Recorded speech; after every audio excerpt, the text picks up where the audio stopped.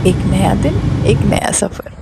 अगर किसी चीज़ को शिद्दत से चाहो तो पूरी कायनात उसे तुमसे मिलाने की कोशिश करती है। ऐसा ही कुछ हमारे साथ हुआ जब से हमने भूताकोला मूवी देखी थी। भूताकोला कांतारा में देखा था, तब से हमें उसे देखने की इच्छा बहुत तीव्र थी।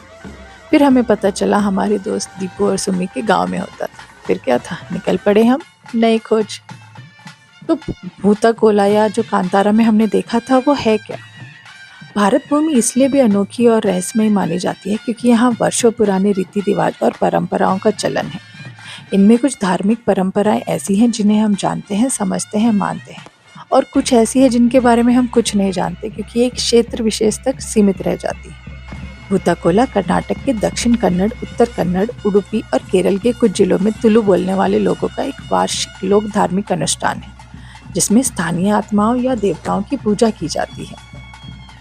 मान्यता ये है कि आत्मा जिसकी पूजा की जाती है वो गांव वालों की रक्षा करती है, उनके विवादों को सुलझाने का काम करती है। वहीं ये माना जाता है कि आत्मा को क्रोधित होना यानी कुछ विनाश जरूर होगा, इसलिए गांव वाले आत्मा को खुश रखने के लिए उनकी पूजा करते हैं और चढ़ावा भी देते हैं। दैव द्वारा कही गई बातों को सर्वोपरि माना जाता है।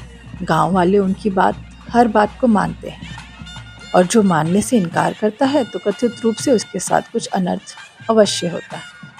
माना जाता है कि ये परंपरा 500 से 600 साल पुरानी है।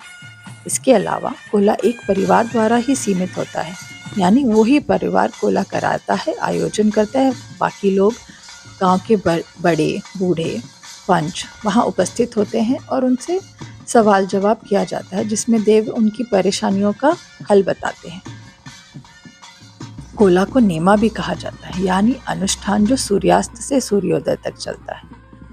हम छोटे छोटे बच्चों को वहाँ डर नहीं लगा क्योंकि यह एक दैविक क्रिया है जहाँ पे बच्चों को डर ना लगे, जहाँ पे बड़ों को डर ना लगे। आप रात भर बैठें और दिवाली जैसा माहौल हो और आप अपने मन में जितने भी सवाल चल रहे हैं उनका उत्तर स्पष्ट रूप से पालें।